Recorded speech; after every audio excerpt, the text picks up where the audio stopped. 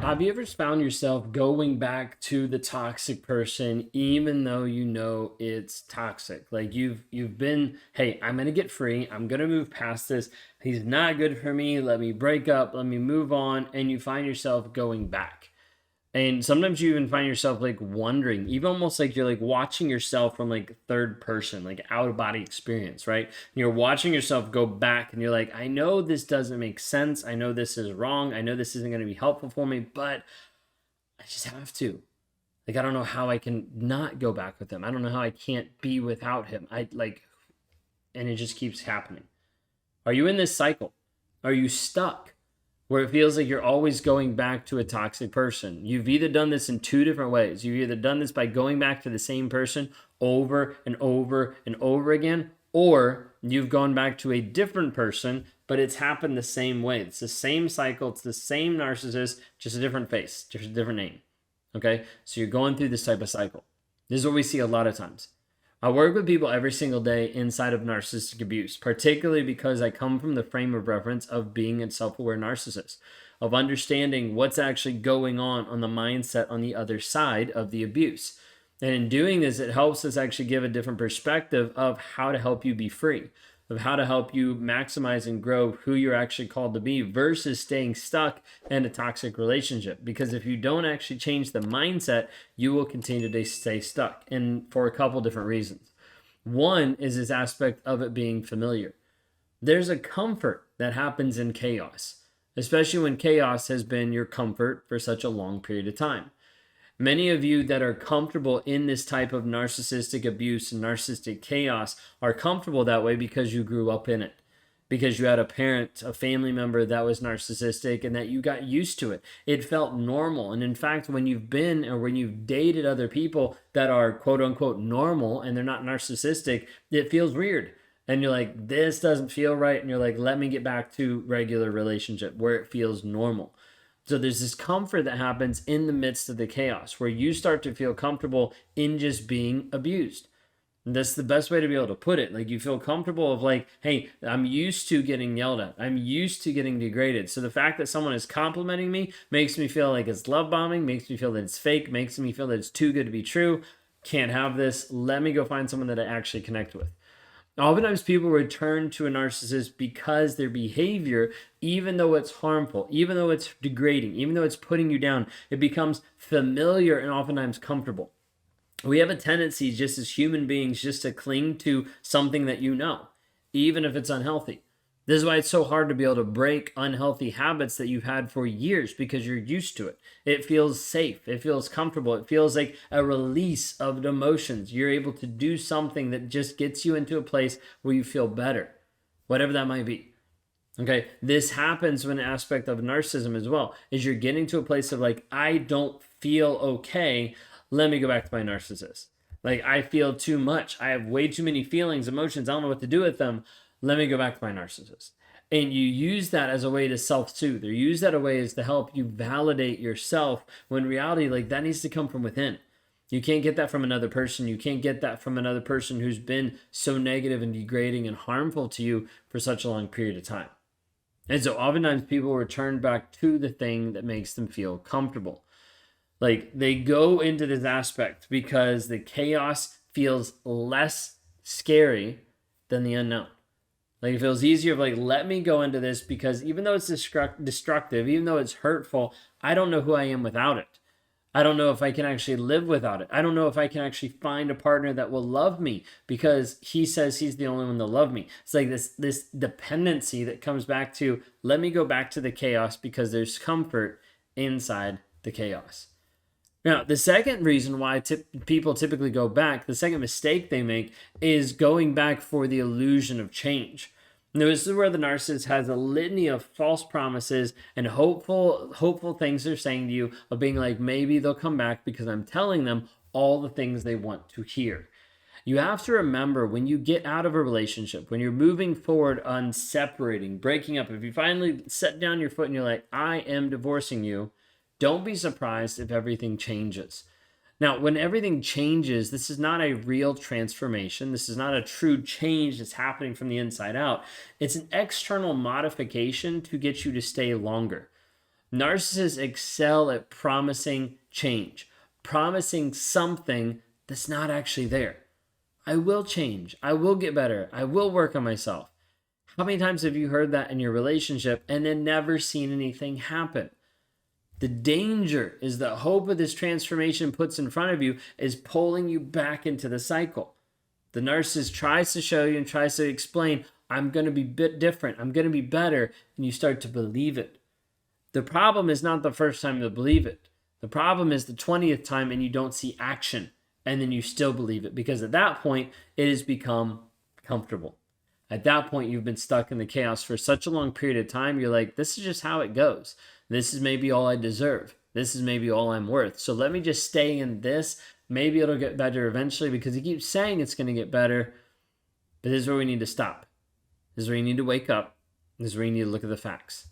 Stop judging some of your relationships by your feelings because your feelings are leaving you in a toxic relationship for a long period of time because you're unwilling to actually look at the facts that his words and his actions do not match up. Words and actions do not match up. If you see his actions and his actions are abusive, you need to leave. That's it. But his words, but he tells me he loves me, doesn't matter.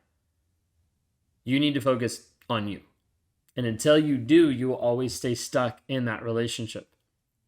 So you might have gone away from the relationship. You might have broken up from him. And you start to rekindle a love, a connection because he's promised change. He's promised that he's going to get into therapy. Then he never does. Then he goes. Then he starts playing hooky and he disappears from it. Like only after a short time, he reverts back to old behaviors. Why? Because it wasn't transformation. It was just temporary change, temporary modification to get what he wanted in the moment, which typically is going to pull you back in. And when he pulls you back in is going to bring you to number 3, which is isolation and dependence. This is why you go back so many times. And this is ultimately what he's trying to do. If I can isolate you, then you're completely stuck for a long period of time. You see, there's loneliness in the abyss of being away from a narcissist because you're used to the hypervigilance. You're used to the adrenaline rush. You're used to the different pieces in your body, the fight or flight. And you're like, for a long period of time, you've started to ascribe those as being something that's healthy when they're actually not. It's like, this is how the relationship is. That's not a good thing. It's not a helpful thing. That's just how it's currently been. Narcissist wants to bring you back in to isolate you and to get you dependent on him. Narcissists will often isolate the people from your support networks, from your friends, from your family, and it makes it really hard to break free. This is where it gets difficult because you go back to them, and now your friends and your family are pissed off at you because you went back to the person that you said you were trying to get free from. This is heartbreak. They don't understand. They're like, just leave him, just move forward. They don't view it as like an addiction because that's really closer to what it is in that regards. And it gets frustrating because then you start to become a liar. You start to hide the relationship from your kids. You start to hide the relationship from your rest of your family. You have close friends that you've been lying to for months now because you don't want to tell them that you're addicted to this guy. You know he's harmful. You know he's hurting. You know that he'll go back in a cycle, but you've been lying to other people thinking this will be okay. Guess what? He's still isolating you. He's still keeping you from the people that would actually speak truth into your life. Narcissist wants to isolate you so that you cannot break free. This breeds this whole aspect of dependency that results to you returning over and over and over to a toxic person, regardless of the people and the counsel around you that say, don't go back. This is why working with me, I don't have a prerequisite of you have to be no contact or you have to go no contact when you work with me. Why? Because if I tell you and I make you do it, it will not stick. Just like your friends and family that are like, hey, just leave. It's not going to help you. What has to help you is rewiring the thought process. Because if we don't actually change the thought process, you will go back every time. Now, the last point that a lot of people don't think about, but oftentimes is the reason why they go back to a toxic person, they return to the comfort, they return back to the chaos, is they're like, I'm afraid of what's on the other side. Like there's this fear of the unknown of like what happens with my life if I actually have a blank slate. Like if he's not in my life and it's just me stepping into the world, what does that look like? This is the part where you have to start reestablishing who you actually are.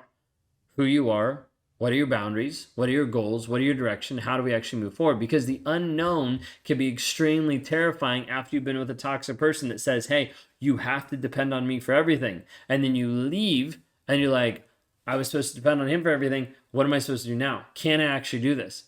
You'll find single moms that have been in a toxic relationship for years doing everything, paying the bills, taking care of the kids, deadbeat dad, all this kind of stuff. And they are getting ready to leave the relationship and they're like, I don't know if I can do this.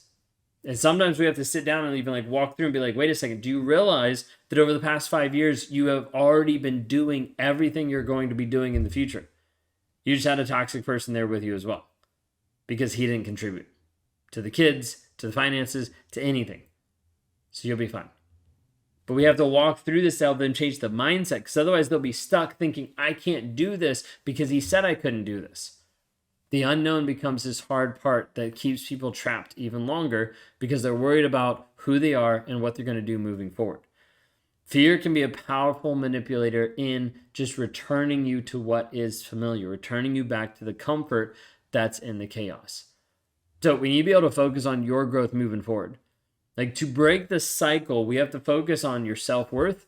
We have to both focus on breaking the trauma bond. We have to focus on rewiring the story that you believe. All of this starts coming back to dealing with the triggers that are in your life, the things that are in your life right now that are spiraling you out, that are getting you frustrated, that are making you upset, that are making you want to react to them. All these different things are triggers. If we can give you the tools to start dealing with those triggers, they will start to release you from the trauma bond, release you from the emotional ties, release you from the things that you think you have to do. But we have to help you deal with the triggers and rewire the mindset.